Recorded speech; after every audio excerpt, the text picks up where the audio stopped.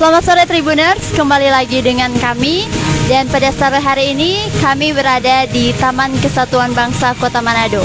Pada kesempatan hari ini saya bersama dengan Kak David Kusuma akan berbincang dengan Kepala Dinas Lingkungan Hidup Bapak Franky Praro dan juga staf khusus Wali Kota Bidang Tata Kota Edward Mira. Selamat sore Pak. Nah, mungkin langsung saja ke Kadis DLH. Seperti apa pengelolaan kebersihan di Kota Manado yang dilakukan Dinas Lingkungan Hidup, Pak? Selamat sore, terima kasih. Jadi memang untuk kebersihan Kota Manado, sejak awal kami ditunjuk tahun 2021, memang persoalan pertama Kota Manado, bagaimana sampah itu ditangani. Sehingga pertama yang kami lakukan itu adalah penataan TPA. Karena selama yang lalu TPA tidak ditata, sehingga pertama penanganan kebersihan Kota Manado mulai dari TPA. Sehingga selama sebulan kami melaksanakan penataan TPA. Kemudian dilakukan pembersihan seluruh wilayah kecamatan bersama-sama dengan kecamatan, camat, lurah, bahkan kepala lingkungan. Bagaimana sampah seluruh wilayah Kota Manado diangkat. Nah, itu yang kami lakukan awal pemerintahan ARS sampai dengan saat ini. Kami berkomitmen sebagaimana petunjuk Pak Wali Kota dan Pak Wakil Wali Kota, sampah itu harus terangkat. Itu yang kami lakukan sekarang, sampai dengan saat ini. Nah, Pak Kadis, baru-baru ini sering berulang sih viral di media sosial itu Manado kata kota terkotor. Padahal ini juga di zaman pemerintahan ikut sebelumnya viral juga hal ini. Bagaimana Pak Kadis? Apa yang menyebabkan itu bisa viral berulang-ulang terus? Kami perlu jelaskan di sini. Jadi untuk predikat kota terkotor dan terbersih itu tidak ada. Karena sistem penilaian itu sistem indeks. Berdasarkan tim penilai dari KLHK. Predikatnya itu mungkin bahasa media. Kalau bisa kami sampaikan di sini. Ini aja bahasa media. Bagaimana indeksnya penanganan kebersihan. Memang kami akui bahwa seluruh kota yang masih sistemnya open dumping itu indeksnya di bawah untuk penilaian. Itu di bawah. Sehingga semua kabupaten kota di Indonesia yang masih sistemnya open dumping seperti kita di Manado itu nilainya di bawah. Kami akui itu. Tetapi secara keseluruhan saudara-saudara saksikan sendiri bagaimana dari 2001 sampai dengan 2003 saat ini penanganan sampah kebersihan Kota Manado sudah sangat-sangat baik, dan itu diakui oleh tim penilai Adipura, terutama untuk TPA. Manado tidak seperti lagi tahun-tahun sebelumnya, kata mereka. Ini penanganannya sudah lebih baik. Bahkan Manado sebentar indeks penilaian akan naik karena kita menunggu TPA Iloilo.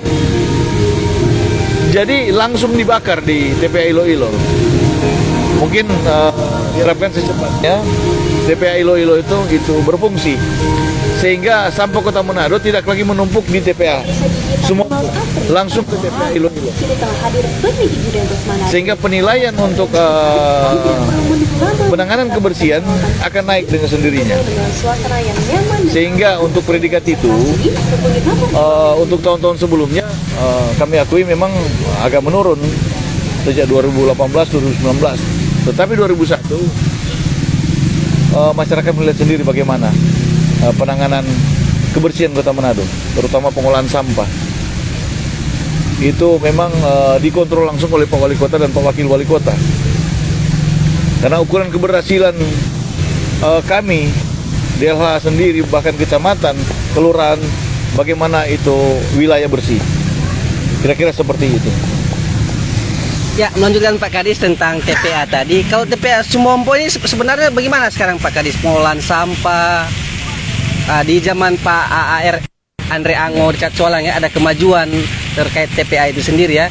Kan sebelumnya dikatakan sudah tidak layak penuh. Sebenarnya seperti apa TPA Sumompo itu Pak Kadis? Terima kasih. Jadi TPA ini Sumompo, dia ada kurang lebih 14 hektar. Dan yang sudah tertimbun sampah sudah 11 hektar. Berarti ada sisa kurang lebih 2 hektar yang masih bisa orang gunakan.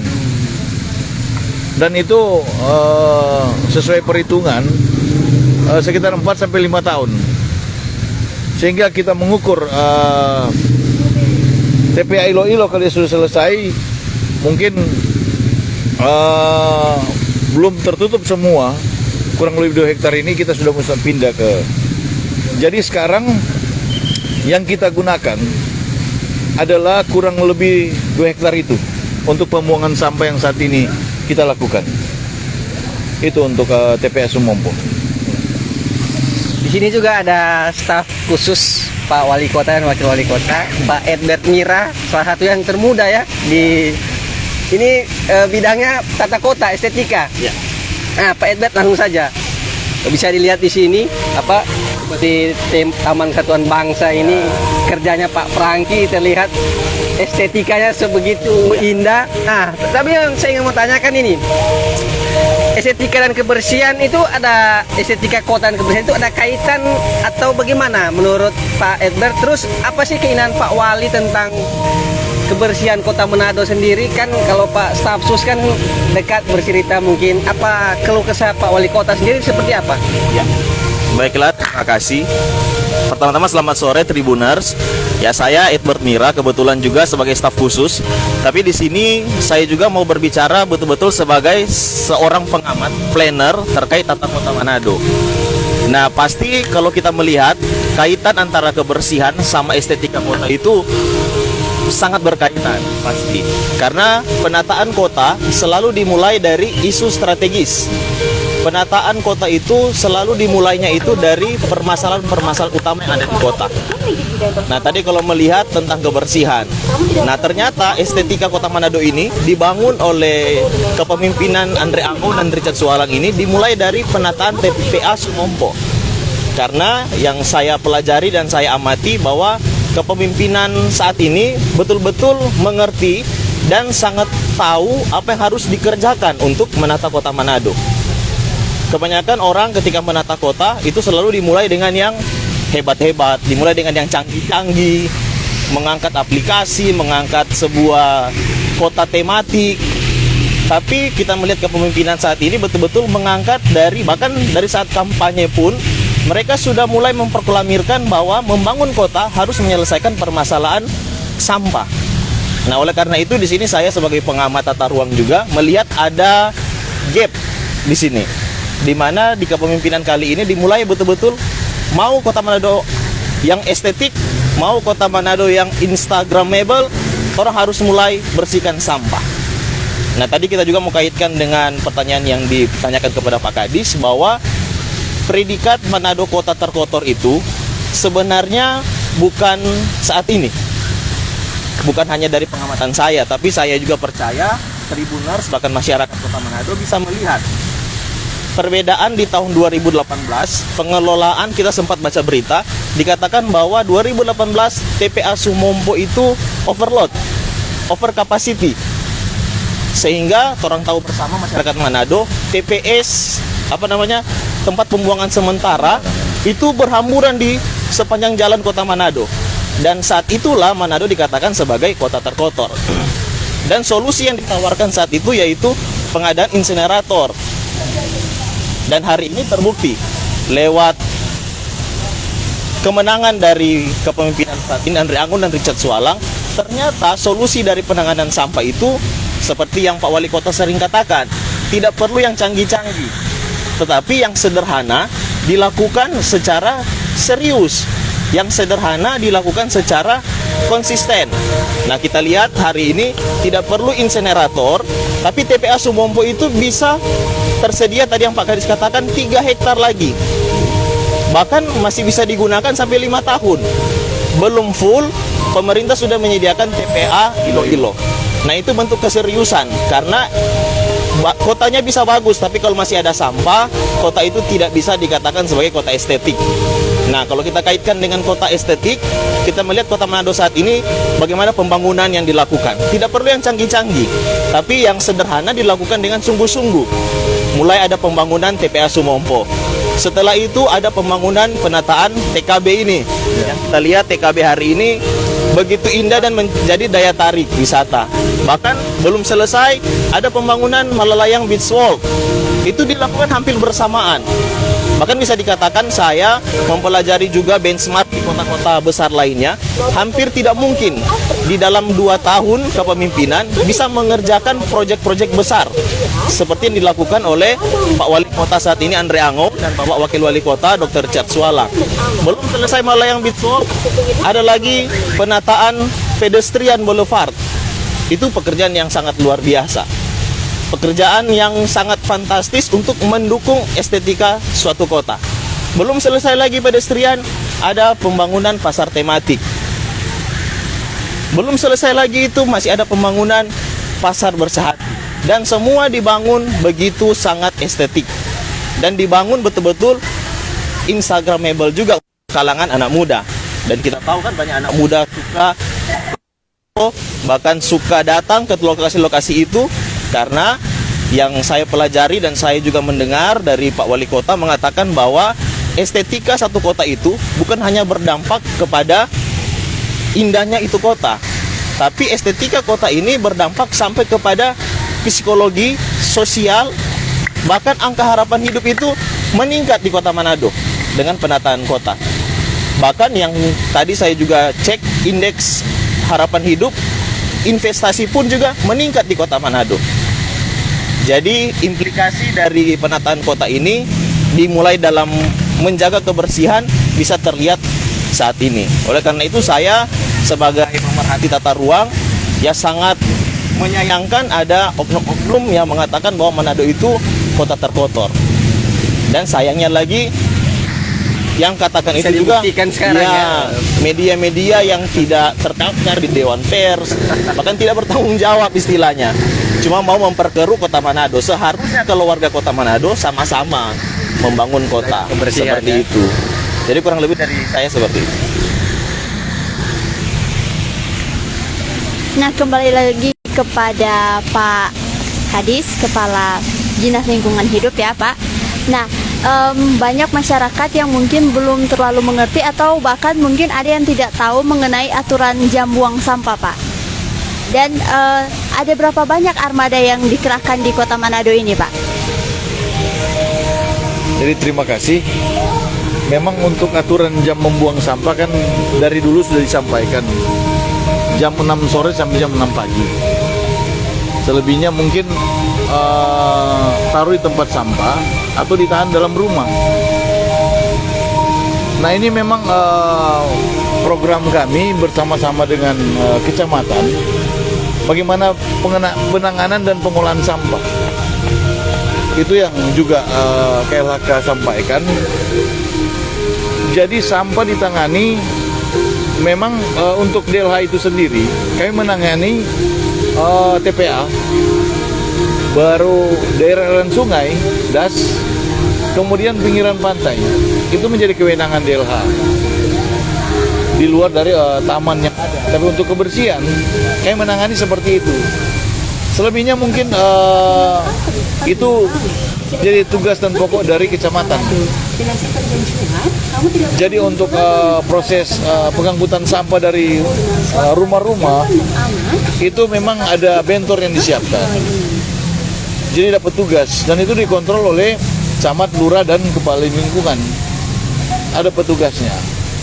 Dan kemudian untuk sampah memang harus ditahan dalam rumah. Nanti paginya dikasih keluar, digantung di pagar atau dan lain sebagainya. Nanti ada motor sampah yang jemput. Jadi penanganan pengolahan sampah itu seperti itu sekarang. Bahkan sekarang sudah ada surat edaran oleh Pak Wali Kota ke seluruh instansi baik pemerintah, gereja, sarana-sarana ibadah, rumah sakit, tempat kos dan lain sebagainya. Bahkan sekolah-sekolah untuk bagaimana penanganan dan pengolahan sampah. Jadi sampah jangan buang sembarangan. Itu yang kami lakukan sekarang.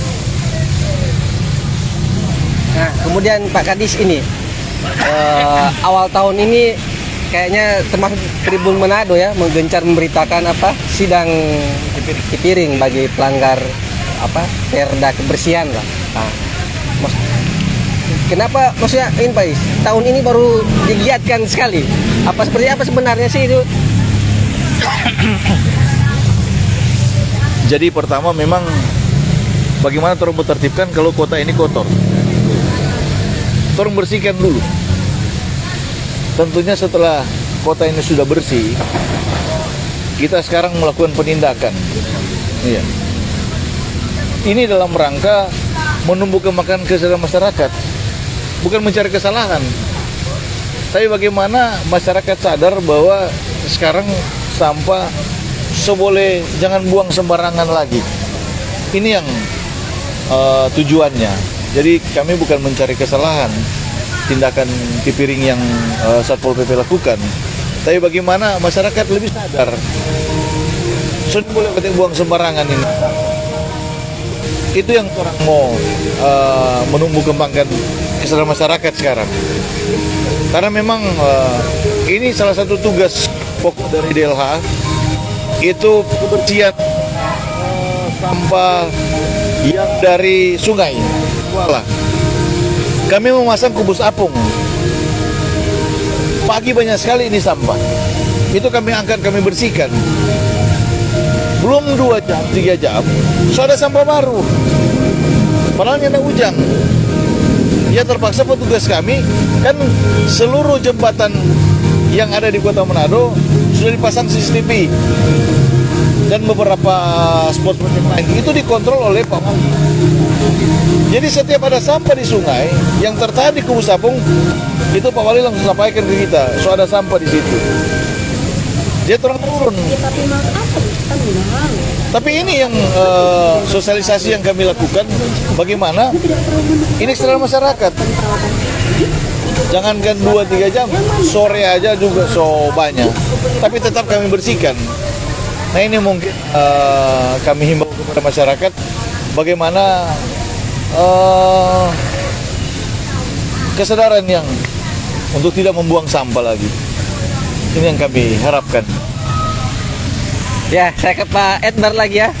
Pak Edward, tahu kan Manado ini dikelilingi berapa sungai kan? Bukan dikelilingi, dialiri beberapa sungai. Terus konturnya rawan longsor, dekat pantai, rawan abrasi. Nah, yang saya ingin tanyakan, kalau kota seperti Manado ini bagaimana menurut Pak Edward pembangunan agar estetikanya bagus tapi tak mengabaikan juga faktor keselamatan, tentu keselamatan warga yang tinggal di Kota Manado ya? Ya, jadi memang tidak bisa dipungkiri resiko dari kota-kota yang berada di bagian hilir dan dilewati oleh beberapa anak sungai, tambah lagi sungai-sungai yang dilewati itu terjadi kepadatan penduduk yang tinggi. Di kota besar manapun, kota canggih manapun, pasti akan terjadi yang namanya bottleneck. Karena intensitas bangunan di situ sangat tinggi dan terjadi pembangunan yang sangat masif. Oleh karena itu memang tidak bisa dihindari. Nah, di kepemimpinan saat ini yang saya melihat, karena kebetulan kita juga sebelum dipanggil untuk mengabdi di Kota Manado, pernah juga pelajari beberapa kota terkait, sehingga ada benchmark dari kota-kota lain. Sambil kita ngopi ya, ini ngopi. santai aja. Ini ada sponsor ini.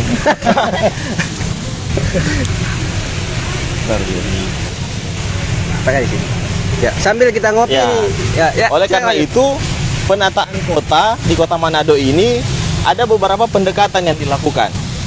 Nah, salah satu dari orang tata ruang biasa mengenal tentang namanya Justice City. Kota yang betul-betul berkeadilan. Kota yang berkeadilan tujuannya untuk apa? Untuk menciptakan ruang yang aman, nyaman, dan berkelanjutan. Nah, ketika kita mengartikan yang nyaman itu seperti apa? Pasti kan tidak terkena bencana. Yang aman itu bagaimana? Tentu tidak menimbulkan korban jiwa. Dan yang berkelanjutan harus bagaimana? Harus kembalikan lagi fungsi alam itu seperti apa. Yang tadinya daerah aliran sungai lebarnya mungkin 5 meter, harus adil, harus dikembalikan fungsi daerah aliran sungai itu. Oleh karena itu, pemerintah melakukan pendekatan meskipun tidak semua perencanaan itu disukai oleh masyarakat. Karena kembali lagi, orang harus punya sikap di mana keadilan yang harus diutamakan. Sehingga di daerah-daerah aliran sungai, pemerintah saat ini lewat kepemimpinan Pak Andre Angon dan Richard Sualang mulai tegas. Ketegasan itu memang tidak disukai, tapi ketegasan pasti akan berbuah kebaikan. Contohnya ini ya yang Ya. di dekat Sungai Mahau itu. Ya, Beberapa mulai dibebaskan. ya. Itu kan seharusnya sejak banjir 2014 kalau nggak Ya. salah ya, seharusnya sudah pindah ke Seharusnya, ke tempat apa betul. di lokasi yang Ya. diperuntukkan di dekat Gunung Tumpah sana. Karena kan kalau dipindahkan dari saat itu, seharusnya warga ini bisa memperoleh mungkin furniture yang baru, bisa memiliki psikologi yang baik. Tapi bayangkan masyarakat itu biarkan selama beberapa tahun. Untuk kalau hujan pasti di hati mau tidur itu. Kita juga tinggal di daerah yang rawan banjir. Jadi ya kurang lebih kita tahu bagaimana itu perasaan kalau hujan. Dan masa orang sebagai pemerintah tidak punya hati dan membiarkan masyarakat itu hidup dalam ketakutan. Mereka menabung bertahun-tahun untuk bisa membeli furniture, bisa membeli kursi yang baru, kasur yang baru mungkin, baru di-upgrade dari kasur yang biasa, di-upgrade ke spring bed mungkin 2 susun, karena ada berkat lebih, tiba-tiba jadi bencana. Nah, hal-hal seperti itu yang kami sebagai pemerintah menyayangkan. Kenapa harus terjadi lagi? Oleh karena itu memang ada solusi yang harus ditawarkan, yaitu dengan menertibkan lagi, kembalikan fungsi alam, kembalikan jalur sungainya dan ditata. Ada revitalisasi, ada normalisasi, ada pengerukan di situ. Tujuannya untuk apa? Supaya orang masyarakat Manado sama-sama merasa aman, nyaman, dan lingkungan ini bisa menjadi lingkungan yang berkelanjutan. Seperti itu. Karena kembali lagi kita bilang, coba cari daerah kota-kota yang berada di daerah hilir, pasti permasalahan kotanya sama. Ada bottleneck karena ada pembangunan yang sangat pesat, dan pasti akan terjadi banjir rob atau luapan dari sungai. Sehingga itu bukan pekerjaan yang mudah.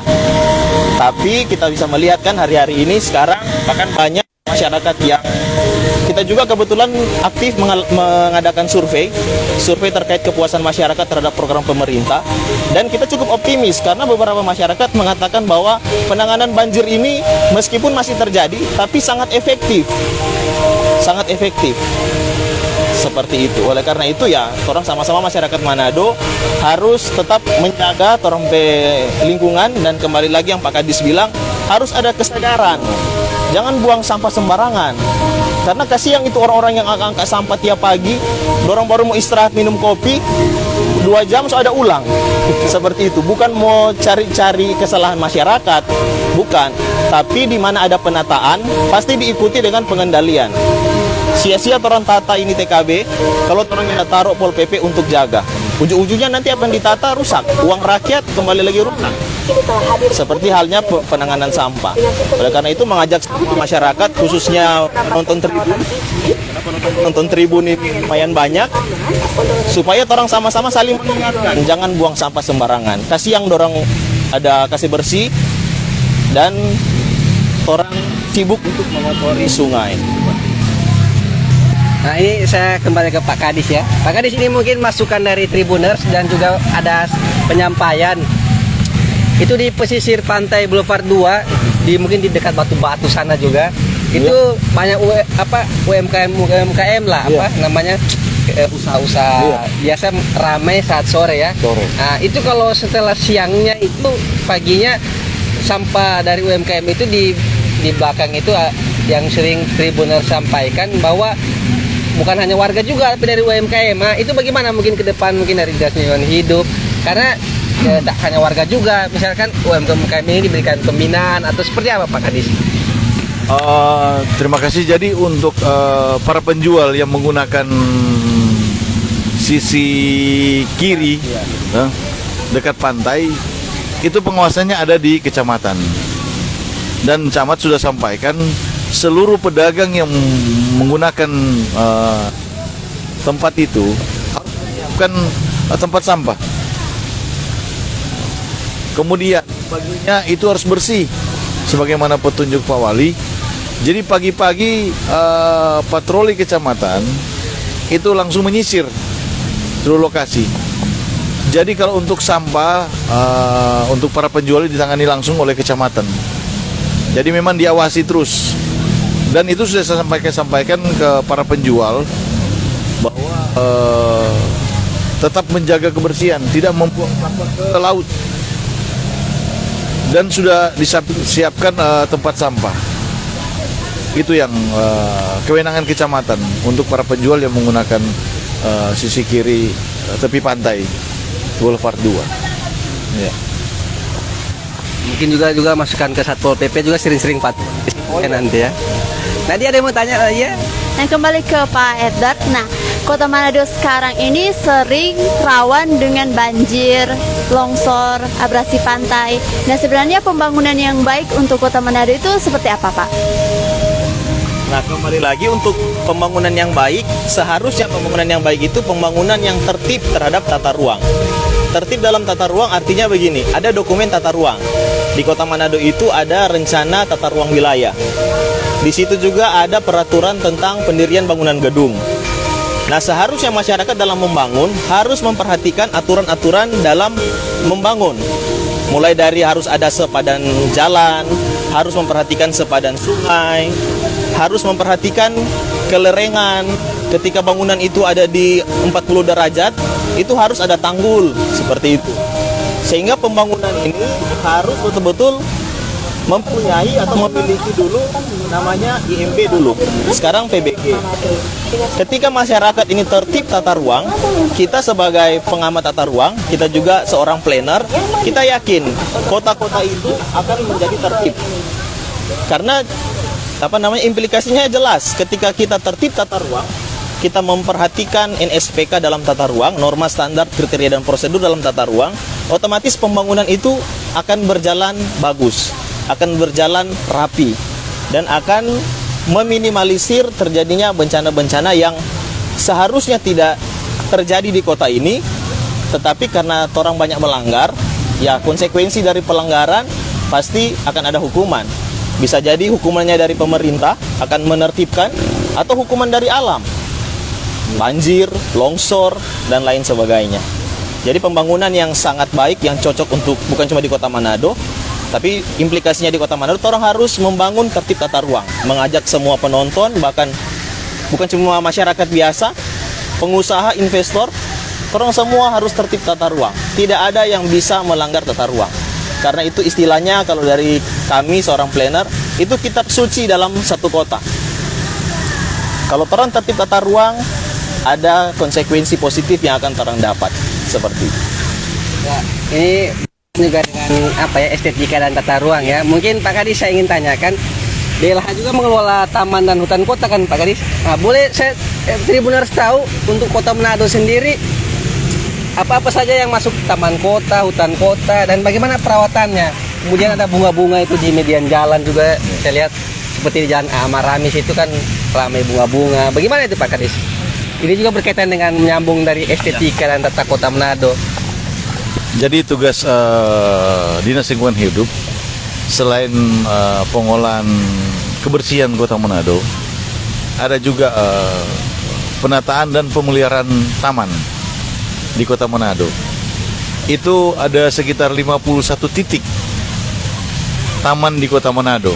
51 ya. 51. Jadi selain RTH, ada juga RTP, ruang terbuka hijau dan ruang terbuka publik. Salah satu ruang terbuka publik itu TKB. Itu salah satu yang. Jadi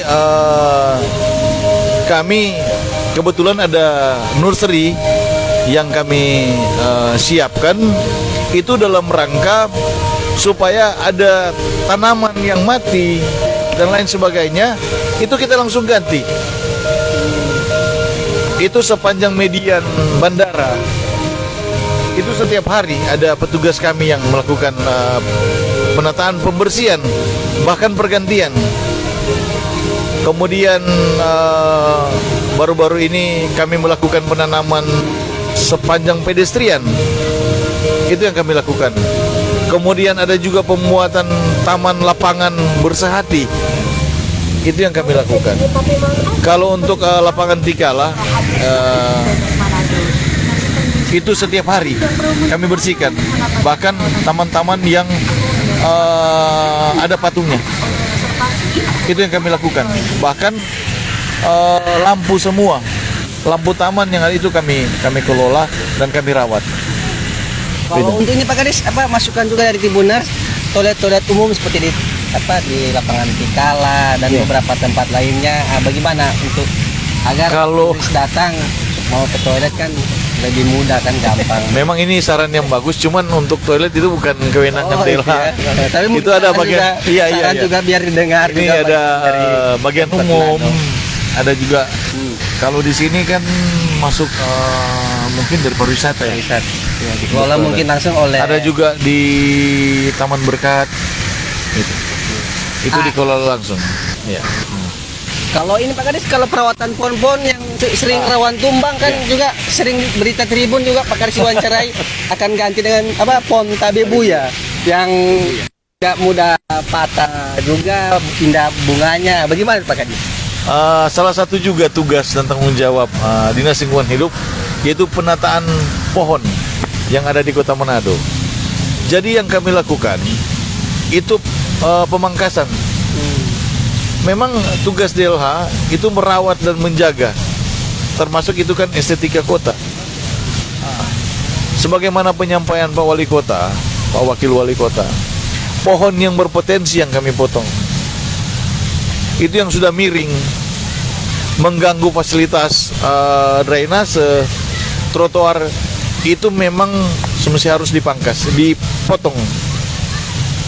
Untuk program peremajaan, memang kami mengganti dengan pohon tabebuya. Kami melihat di beberapa kota, Bali, Bandung, Jogja, itu sudah menanam pohon. Karena itu akarnya akar tunggal, akar serabut, jadi tidak mengganggu fasilitas seperti trotoar dan drainase. Sehingga program peremajaan ke depan kami mengganti dengan tabebuya, tetapi dengan space yang ada. Nah, mungkin ada pohon besar yang orang potong di situ, kemudian orang taruh ulang di situ. Karena yang pasti itu sudah dibikin trotoar. Dan penyampaian Pak Wali Kota, tidak ada penggalian jalan dan trotoar lagi. Tidak. Mungkin kalau ada masyarakat depan rumahnya ada space yang mau ditanam pohon tabebuya yang berbunga, itu kami siapkan, kami kasih secara cuma-cuma, kami tanam juga. Nah, ini itu program. Jadi yang kami potong adalah pohon yang sudah berpotensi. Dan memang program kami beberapa pohon yang berpotensi untuk sudah miring dan lain sebagainya itu dalam 17 Samratulangi, daerah Malayang, Kombos, itu secara perlahan kami pangkas dan juga permohonan masyarakat itu yang kami lakukan. Mungkin saya langsung ke Pak Edbert. Nah, Pak Edbert, untuk pohon-pohon itu bagaimana Pak Edbert? Karena bencana juga dari pohon tumbang juga ternyata di Manado ini. Tanpa angin, tanpa hujan ada yang sudah tua. Masa tumbuh sudah. Nah, kalau dari estetika kota, kalau tanpa pohon juga tidak bagus. Ya. Pohon juga kan untuk oksigen. Karena bagaimana itu? Nah, kalau dari kita sebenarnya tadi kita bilang penataan harus diikuti dengan pengendalian. Nah, pemangkasan pohon ini adalah bentuk dari pengendalian. tentu orang juga menghitung. Nah, kalau RTH di Kota Manado ini itu masih di atas 30%. Kecuali orang di Manado ini PRTH tinggal 10%. Kalau orang main-main potong ini pohon, orang akan mengeluh. Dan memang kalau dihitung RTH di Kota Manado ini masih sangat tinggi, bahkan lebih dari 40%. Oleh karena itu, pemangkasan pohon ini sebenarnya bukan sebagai campaign untuk menolak penghijauan, tapi lebih ke pengendalian supaya jangan terjadi bencana yang ternyata diinginkan seperti itu. Oleh karena itu, memang pemangkasan pohon ini, penataan kota itu berimplikasi terhadap kota yang estetik. Tapi bukan berarti kota yang estetik itu tebang-tebang pohon, tidak juga seperti itu. Tapi orang sebagai, tadi kita bilang justice city, kota yang adil. Pohon silakan tumbuh, tapi ketika pohon itu merusak fasilitas publik, orang harus kendalikan, harus ditertibkan seperti itu. Nah, ini mungkin sudah mau sore ya, mau ke buka puasa. Mungkin ini pertanyaan terakhir ke Pak Kadis dan Pak Edbar. Nah, untuk Pak Kadis sendiri, apa kiat-kiat dinas lingkungan hidup lagi ke depan Pak Kadis untuk menjaga kebersihan Kota Manado, dan yang terutama menumbuhkan kesadaran warga Kota Manado ya dalam mengelola sampah pribadi mereka? Karena kalau tiap orang mengelola sampah pribadi bagus, tentu kotanya lagi bagus seperti itu Pak Kadis. Nah, mungkin bagaimana Pak Kadis ke depannya lagi? Terima kasih. Jadi yang pertama, pemerintahan ARS tetap komit terhadap kebersihan dan pengolahan sampah di Kota Manado. Itu yang pertama.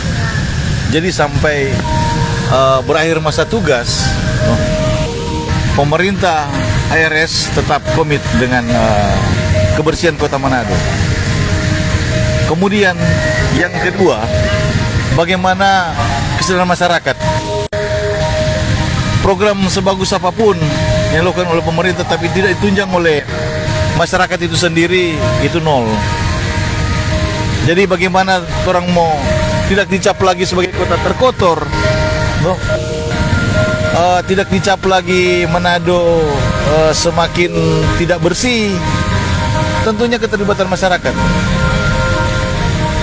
Tetapi pemerintah kota tetap berupaya bagaimana Manado itu bersih. Kami melakukan pengangkutan sampah baik di wilayah maupun di sepanjang daerah aliran sungai. Itu yang kami lakukan.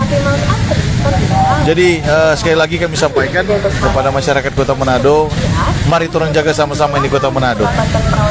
Bantu kami dengan tidak membuang sampah sembarangan. Nah, sekarang dari Pak Edbar sendiri, kalau untuk keestetikan kebersihan serta RT RW Kota Manado sendiri ke depannya gimana? Mungkin bisa dijelaskan kepada Tribuners. Nah, kalau dari kita sebagai mungkin juga semua closing ini, jadi kalau dari kita melihat tentang RT RW Kota Manado ini, kalau orang tertib terhadap tata ruang, maka bukan tidak mungkin orang akan menghasilkan Kota Manado yang estetik. Kota Manado yang bisa dibilang powerful dalam pariwisata. Apalagi pemerintah sekarang lagi menggenjot tingkat pariwisata di Kota Manado. Kuncinya adalah menata kota dan masyarakat harus tertib tata ruang. Karena kembali lagi yang kita pelajari bahwa penataan kota menghasilkan kota yang estetik. Kota yang estetik ini berimplikasi terhadap kesejahteraan masyarakat. Kesejahteraan masyarakat dipengaruhi oleh sosial, moral, dan juga dalam kehidupan sehari-hari. Kalau orang melihat kota yang estetik, kota yang nyaman, kota yang aman, maka akan menimbulkan kebahagiaan juga untuk masyarakat. Nah, sebenarnya kunci dari penataan kota ini adalah kesejahteraan masyarakat. Karena yang orang tahu kesejahteraan masyarakat itu adalah kesejahteraannya orang juga. Oleh karena itu tidak ada tujuan motivasi lain, kembali lagi izinkanlah orang pemerintah, dari Pak Kadis sebagai Kadis DLH, kita juga sebagai staf khusus, orang akan terus bekerja untuk membangun Kota Manado maju dan sejahtera. Dan kembali lagi sesuai yang dikatakan oleh Pak Wali Kota, orang tidak punya waktu untuk menanggapi berita-berita hoax yang tujuannya hanya untuk merusak Kota Manado dan membangun opini yang salah, bahkan merusak pemikiran-pemikiran masyarakat di kota ini.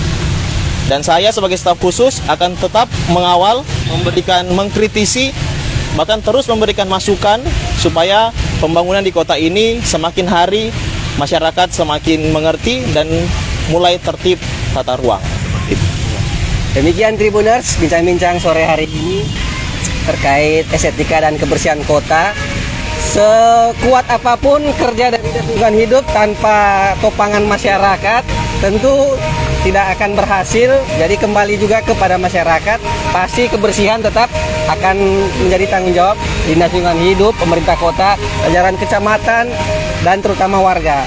Ya, hari ini kita bincang-bincang dari Taman Kesatuan Bangsa bersama Kepala Dinas Lingkungan Hidup, Pak Franky Porawo, di sela-sela kesibukannya yang tiap hari memantau Kota Manado kebersihan, dan Pak Edward Mira, staf khusus wali kota dan wakil wali kota bidang kebersihan estetika kota ya, yang tata ruang, mungkin yang termuda. Ya, di sela-sela kesibukan juga hadir di sini. Dan demikian Tribuners, mungkin kita akhiri sore ini, sudah mulai mungkin memasuki buka puasa ya. Ya, demikian, sampai jumpa dan kita akan ketemu dalam episode selanjutnya dalam tema yang berbeda. Sampai jumpa, selamat sore.